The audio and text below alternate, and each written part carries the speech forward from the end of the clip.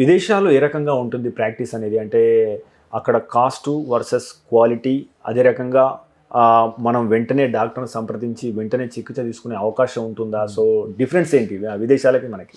ప్రపంచం మొత్తంలోకి కూడా నేను చెప్పేది ఒకటే అండి. మన భారతదేశంలో దొరికినట్టు హెల్త్ కేర్ ఏ ఒక్క దేశంలోనూ లేదు. ఓకే. ఇన్‌ఫాక్ట్ ఒక ఆర్థోపెడిక్ అపాయింట్మెంట్ కావాలంటే 3 months is the waiting period. Okay.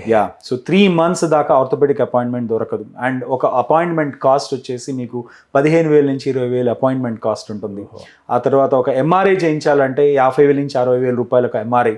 ఒక ఎక్స్రే చేయాలంటే 6 నుంచి 7,000 రూపాయలు ఎక్స్రే. అది మళ్ళీ చదివినందుకు వాళ్ళకు ఒక 5,000 రూపాయలు. సో మినిమం ఒక కన్సల్టేషన్ అవ్వాలంటే ఒక $1,000 తక్కువ ఎక్కడ కూడా అవ్వదు. At the same time health care పరంగా భారతదేశంలో ఉన్న ఒక గొప్పతనం ఏంటంటే మనం ఎప్పుడు కూడా చదువు పైన చాలా ఫోకస్ చేయటం, ఆ నాలెడ్జ్ని పెంపొందించుకోవటం కోసం చాలా కృషి చేయటం. మన యూనివర్సిటీస్ కానీ మన హెల్త్ కేర్ సిస్టమ్, మన oldest health care system, health care కాదు ఎడ్యుకేషన్ సిస్టంలో ఓల్డెస్ట్ మన భారతదేశం. మీరు ఇప్పుడు ఉన్నాయి కదండి ఓల్డెస్ట్ యూనివర్సిటీస్ మన ఇండియాలో, భారతదేశంలో నలంద కానీ ఇలాంటివన్నీ ఎప్పుడు 1600 BCలోనో ఎప్పుడో స్టార్ట్ చేయబడినాయి. సో ఇంత ఓల్డ్ సిస్టమ్ అనే ఎడ్యుకేషన్ చాలా రోబస్ట్ సిస్టమ్. దానికి సరిపడా మనకున్న వాల్యూమ్ ఆఫ్ పేషెంట్స్, మనకున్న ఏంటంటే ప్రతి నాలెడ్జ్ ఆర్ ప్రతి ఒక్క ప్రాబ్లంకి దానికి సంబంధించిన ఒక ఇది కావాలి, రీసెర్చ్ కావాలి కదా.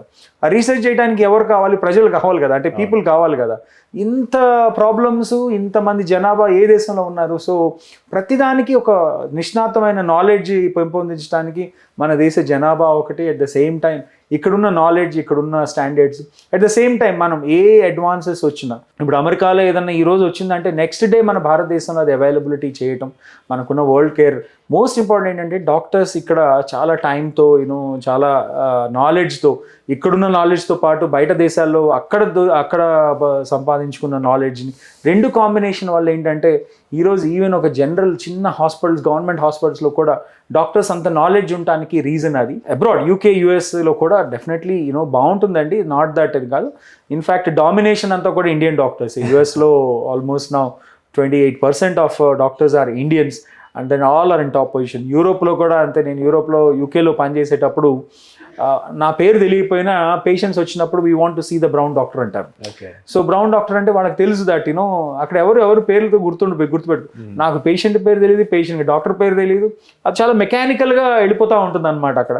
బట్ ఎక్కువ నేను అబ్జర్వ్ చేసింది ఏంటంటే ఎస్పెషలీ వైట్ పీపుల్ మన దగ్గరకు వస్తే మామూలుగా వాళ్ళకి అపాయింట్మెంట్ టైం 15 minutes ఉంటుంది.